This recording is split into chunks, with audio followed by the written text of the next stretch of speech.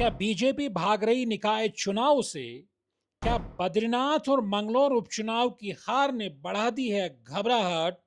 या वाकई पहले लोकसभा चुनाव की तैयारी, फिर चार धाम यात्रा और फिर आई आपदा और अब विधानसभा की प्रवर समिति बन रही है निकाय चुनाव के रास्ते की अड़चन? 5 सितंबर को हाईकोर्ट चलाएगा हंटर या फिर देगा धामी सरकार को मोहलत? तारीख पर तारीख, लेकिन निकाय चुनाव किस दिन होंगे ये तारीख किसी के पास नहीं। ये जवाब अब तो हाईकोर्ट के पास भी नहीं। तो चलिए क्यों ना एक अंताक्षरी खेली जाए। अंताक्षरी में यही सवाल पूछा जाए कि क्या आप बता सकते हैं उत्तराखंड में नगर निकाय के चुनाव कब होंगे? 100 के आसपास नगर निकाय हैं, नगर निगम, नगर पंचायत, नगर पालिका। 20 से 22 लाख की आबादी कम से कम है जिसको वोट डालना है, ताकि उसके घर के आसपास की सड़क, नाली, खड़ंजा, स्ट्रीट लाइट और इस तरह के उनके मोहल्ले के पार्क वगैरह की व्यवस्था बेहतर हो सके, वो अपने जनप्रतिनिधि चुन सके और उनके जवाबदेही तय कर सके, अपने पार्षद की, अपने मेयर की, नगर पालिका चेयरमैन की। क्योंकि प्रशासक तो किसी के प्रति जवाबदेह उस तरह होंगे नहीं, वो तो सरकार के प्रति ही जवाबदेह होंगे। लेकिन क्या कोई बता सकता है उत्तराखंड में कि कब होंगे नगर निकाय चुनाव? क्योंकि गैरसैंण सत्र के खत्म होते होते तो अब एक ऐसी फांस फंस गई है, एक ऐसा पेच फंस गया है कि अब कोई नहीं बता सकता कि नगर निकाय के चुनाव हैं वो 25 अक्टूबर से पहले होंगे, उसके बाद होंगे, इसी साल होंगे या अगले साल होंगे। दोस्तों नमस्कार, द जोड़ा के खास political show pure politics with Pawan में आपका स्वागत है। आज हम बात करते हैं नगर की सरकार की। सरकार अस्तित्व में है भी और नहीं भी, प्रशासकों की सरकार है, जनप्रतिनिधि गायब हैं जिनको चुना था 5 साल पहले। अब तो 5 साल मत कहिए, करीब करीब 6 साल कहने की आदत डालिए, क्योंकि दिसंबर 2023 में ही जो नगर निगमों के मेयर थे, नगर पालिका के चेयरमैन थे, नगर पंचायतों के कर्ता धर्ता, जनप्रतिनिधि, सबका कार्यकाल खत्म हो गया। वो अपने घर बैठे हैं, प्रशासकों के हवाले है। दिसंबर के बाद से ही तमाम नगर के जो निकाय हैं, हाईकोर्ट लगातार, हाईकोर्ट की मुख्य न्यायाधीश की, chief justice of Uttarakhand high court की बेंच लगातार सरकार से पूछ रही है, साहब बताइए चुनाव कब कराएंगे? मई, जून, जुलाई, अगस्त, सितंबर, फिर 25 अक्टूबर की तारीख अभी 2 दिन पहले दी। लेकिन इस बीच ऐसा खेल हो गया गैरसैंण सत्र में, जिसकी कल्पना, ये सांप सीढ़ी वाले खेल की कल्पना तो शायद ही हाईकोर्ट ने की हो। और देखना बेहद दिलचस्प होगा जब 5 सितंबर को इस मसले पर हाईकोर्ट में, नैनीताल हाईकोर्ट में तारीख है, सरकार उस वक्त कौन सी पलटी मारती, क्या दाव खेलती है। वैसे सरकार ने इस बार ऐसा मास्टर स्ट्रोक चल दिया है कि हाईकोर्ट की चीफ जस्टिस, सम्मानित जज साहिबान भी माथा पकड़ के बैठ जाएंगे कि आखिर रास्ता निकाले तो क्या निकालें। और जो याचिका है, उस याचिकाकर्ता को भी लगेगा कहाँ फंस गए। ये हाल है उत्तराखंड में। शहरी क्षेत्र को बेहतर करने की कोशिशों को लेकर के जिस तरह का सपना देखा गया था, लेकिन आप जानते हैं तय समय पे लोकसभा के चुनाव होंगे, तय समय पे विधानसभा के चुनाव होंगे, लेकिन नगर निगमों के, नगर निकाय के चुनाव कब होंगे इसकी पक्के तौर पर जानकारी किसी के पास नहीं है। कम से कम शहरी विकास मंत्री प्रेमचंद अग्रवाल के पास तो बिल्कुल नहीं है। दरअसल मामला ये हुआ, आप जानते हैं कि दिसंबर 2023 में ही तमाम जो नगर निकाय थे उत्तराखंड के, 100 के आसपास, समझिए कि बद्रीनाथ, केदारनाथ और गंगोत्री में जो नगर पंचायत है वहाँ चुनाव होते नहीं और प्रशासक ही रहते हैं, तो 99 जो नगर निकाय हैं वहाँ चुनाव होने थे। अब सरकार इतना ताबड़तोड़ फैसले लेती कि हाल में कैबिनेट बैठक में अल्मोड़ा और पिथौरागढ़ को भी नगर निगम बना दिया गया, जियो अभी आया नहीं, उसका भी इंतजार है। इस तरह ताबड़तोड़ फैसले लिए जा रहे हैं, लेकिन धरातल पर किस तरह से स्थानीय निकाय चुनाव के रास्ते में बाधाएं आ रही हैं वो अपने आप में तस्वीर बयां करती। हुआ ये कि गैरसैंण में 3 दिन का सत्र हुआ, आपने देखा वो सत्र कल खत्म हुआ। सत्र में जो 7 विधेयक पारित कराए गए, लेकिन जो उन 7 विधेयकों में एक महत्वपूर्ण विधेयक ये भी था कि साहब माननीयों के वेतन वेतन को बढ़ाया जाए। महंगाई की मार बहुत ज़्यादा है। जब हम और आप आम आदमी महंगाई महंगाई चिल्लाएंगे, महंगाई डायन खाए जात है, ये गाना गुनगुनाएंगे, तब हमें बताया जाएगा, आंकड़े दिए जाएंगे। साहब हमसे जो विपक्षी दल की, प्रतिपक्ष के दल की सरकार थी तब महंगाई ज़्यादा थी, हमारे समय कम है। लेकिन जब अपने वेतन, अपने भत्ते बढ़ाने की बात जब आएगी तो ऐसा एक तरह से राम राज्य सत्ता पक्ष और विपक्ष में आता है कि आप कल्पना नहीं कर सकते हैं कितने आसानी से विपक्ष बहिर्गमन कर जाता है। सत्ता पक्ष विधायकों के वेतन, पूर्व विधायकों की पेंशन, भत्ते आदि बढ़ाने को लेकर, विदेश में मुफ्त इलाज कराने जैसे तमाम सुविधाओं वाले यानी करीब 4 लाख के आसपास के वेतन का इंतजाम एक झटके में विधानसभा गैरसैंण में हो गया।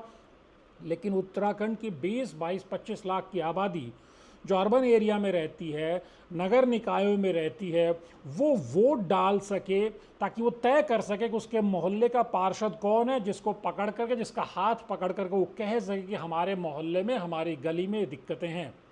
उस वक्त सरकार खामोश हो जाती है। और आप जानते कि सांप सीढ़ी का खेल दिसंबर के बाद, जब बीते साल दिसंबर के बाद जब कार्यकाल खत्म हो गया, कायदे से दिसंबर तक आते आते हमको पिछले साल यानी दिसंबर से 6 महीने पहले ही नगर निकायों के चुनाव की प्रक्रिया शुरू कर देनी चाहिए थी। लेकिन तब लोकसभा चुनाव पहले होना चाहिए था, मूड माहौल खराब ना हो जाए, तब टाल मटोल होती रही।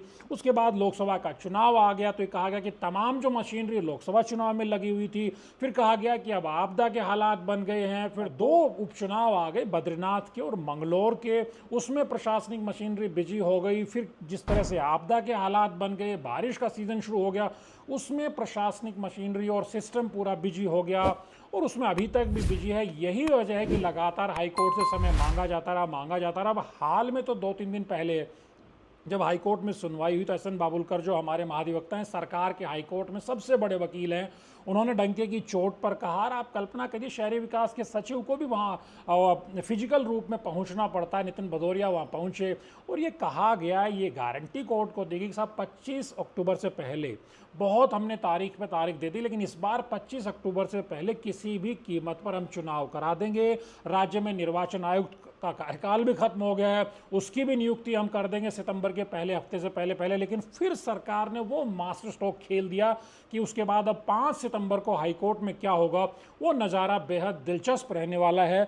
सबसे बड़ी बात यह है कि सरकार जो नगर निगम का संशोधन जो विधेयक लेकर के आई थी, उस पर चूंकि विपक्ष तो पहले ही आपदा के मुद्दे पर बहिर्गमन, वॉकआउट कर गया सदन से आखिरी दिन, उसके बाद सत्ता पक्ष के ही विधायकों ने कहा कि साहब इसमें जो ओबीसी रिजर्वेशन के जो आप पैमाना लेकर के चल रहे हैं उसमें बहुत सारी खामियां हैं। मुन्ना सिंह चौहान, विनोद चमोली, बहुत सारे लोगों ने उसमें अपनी आपत्तियां जाहिर की और एक ये राय बनी कि इसे प्रवर समिति को, विधानसभा की प्रवर समिति को भेज दिया जाए। स्पीकर ने जब संसदीय कार्य मंत्री, शहरी विकास मंत्री भी वही प्रेमचंद अग्रवाल, उन्होंने गुजारिश की तो रितु खंडूड़ी स्पीकर ने प्रवर समिति को भेजने का फैसला सुना दिया। और उसके बाद अब प्रवर समिति बनेगी, उसके बाद 1 महीने के भीतर वो अपनी अनुशंसा, अपनी सिफारिशें, अपनी रिपोर्ट देगी। और उसका मतलब समझिए कि तब तक शहरी विकास विभाग कुछ नहीं कर सकता है, उसके हाथ बंद गए हैं।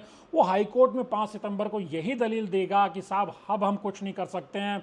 विधानसभा प्रदेश की सबसे बड़ी पंचायत में यही तय हुआ है कि उसे प्रवर समिति को भेजा जाए, वहाँ चला गया मामला। अब हमारे हाथ कटे हुए हैं, हमारे हाथ बंधे हुए, हम कुछ नहीं कर सकते हैं। अब जज भी अपना माथा पकड़ के बैठ सकते हैं, और क्या निर्देश देंगे बेहद दिलचस्प ये रहेगा। लेकिन अब प्रवर समिति बनेगी, फिर उसके अंदर महीने भर इस पर मंथन, चिंतन, चर्चा, विमर्श होगा, फिर इसकी सिफारिशें आएंगी। सिफारिशें आने के बाद फिर विधानसभा का सत्र बुलाना पड़ेगा। अब सत्र तो जो परंपरागत रूप से तो आप जानते हैं कि मानसून सत्र के बाद तो अब शीतकालीन सत्र, विंटर सेशन ही आएगा, जो कि नवंबर दिसंबर में अमूमन आता है। तो अगर उस लिहाज से अगर सिफारिशों पर, प्रवर समिति की सिफारिशों पर एक्शन होगा तो क्या समझे कि जब नवंबर दिसंबर में सत्र आएगा विधानसभा का शीतकालीन, तो क्या समझ जाए कि फिर जनवरी फरवरी में चुनाव होंगे, यानी अगले साल तक खिसक जाएंगे। या फिर सरकार या हाईकोर्ट का हंटर ज़्यादा ही सख्ती से कुछ चल जाए, पता नहीं हाईकोर्ट में क्या होगा। लेकिन अगर ऐसा भी हो तो सरकार मन बनाए कि सब विशेष सेशन, स्पेशल सेशन बुला लेते हैं एक दिन का, ये जो अनुशंसाएं आएंगी उसके तहत जो एक्ट बना करके, जो विधेयक बना करके उसको पारित कराया जाए, फिर उसको गवर्नर हाउस से उसका अप्रूवल लेकर के वो एक्ट बनाया जाए, और उसके बाद वो जो ओबीसी का आरक्षण का जो फक्चर है, जो मसला है वो सॉल्व होगा, तब जा कर के चुनाव की प्रक्रिया अपनी गति पकड़ेगी, तब जा कर के राज्य में नगर निकायों के चुनाव होंगे। है ना, बेहद इंटरेस्टिंग चीज़ है। अब इस पर आप इसे संयोग भी कह सकते हैं और इसे आप प्रयोग भी कह सकते हैं, ये मैं आप पर छोड़ता हूं। लेकिन कुल मिलाकर के तय मानिए कि पिछले 6 महीने से जो सांप सीढ़ी का खेल चल रहा था, अब उसमें प्रवर समिति का महत्वपूर्ण एक तरह से जंक्चर आ गया है। वहां से वो क्या दिशा लेता है, हाईकोर्ट किस तरह से उस पर क्या रुख अख्तियार करता है, देखना बेहद दिलचस्प होने वाला है। लेकिन कुल मिलाकर के ऐसा लग नहीं रहा है कि अभी कोई, जो पिछले समय कहा गया था 25 अक्टूबर से पहले पहले नगर निकाय के चुनाव हो जाएंगे, उस तारीख को भी अब आप फाइनल नहीं मान सकते हैं, उससे आगे भी खिसक सकते हैं, उस समय भी हो सकते हैं। क्या सरकार का स्टैंड रहेगा, क्योंकि अब तो विधायकों का वेतन बहुत ज़्यादा बढ़ गया, तो हो सकता है तुरंत ही सितंबर में प्रवर समिति अपनी सिफारिशें जल्दी से जल्दी दे दे। 1 महीने की तो डेडलाइन, उससे पहले भी दे दे, फिर तुरंत एक दिन का सत्र भी बुलाया जाए, और खटाखट झटाझट की जो सियासत चल रही है पूरे देश में, उसी लिहाज से खटाखट प्रवर समिति की सिफारिशें आए, अनुशंसा आए, फिर झटाझट सत्र को बुलाया जाए और खटाखट इसे पारित किया जाए, एक्ट बनाया जाए, और उसके बाद आरक्षण का मुद्दा ठंडे बस्ते में जाए, उसको कंप्लीट किया जाए, उसको पूरा किया जाए, और उसके बाद लोकल बॉडी के इलेक्शन कराए जाए। लेकिन सवाल अभी उठ रहा है, क्या सरकार घबरा रही है? क्या सरकार बेचैन है? क्या राजनीतिक जानकारी इसके पीछे, इस सवाल के पीछे इस दलील को जरूर गिनाते हैं कि देखिए, जब लोकसभा के चुनाव हुए, बीजेपी को जबरदस्त बहुमत मिला, प्रधानमंत्री नरेंद्र मोदी के नाम पर 5 की 5 सीटें बीजेपी के पाले में चली। यहाँ कुछ वोट परसेंटेज जरूर उनका कम हुआ, लेकिन उसके ठीक बाद जो दो जो विधानसभा के उपचुनाव हुए, बद्रीनाथ और मंगलौर के, खास तौर पर बद्रीनाथ में जिस अंदाज में कांग्रेस ने वापसी करके बीजेपी को करीब करीब 5,500 वोटों से हराया, उसके बाद से बीजेपी के भीतर एक तरह से कंपन सा एक महसूस किया जा रहा है कि ये ट्रमोर से महसूस किया जा रहा है कि ऐसा उत्तराखंड में हो कैसे गया। 2014 से लगातार कांग्रेस को चुनाव दर चुनाव बीजेपी पीटते आ रही थी, लेकिन इस बार वो खुद कैसे पिट गई, जबकि डबल इंजन की सरकार को लोकसभा चुनाव में एक बार फिर से यानी हैट्रिक बनाई थी, जीत की पूरा मैंडेट मिला था। तो उसके बाद ये कहा जा रहा है कि कहीं ना कहीं सरकार के भीतर या बीजेपी के भीतर खास तौर पर बेचैनी है कि कहीं पब्लिक का मूड तो नहीं बदल रहा है।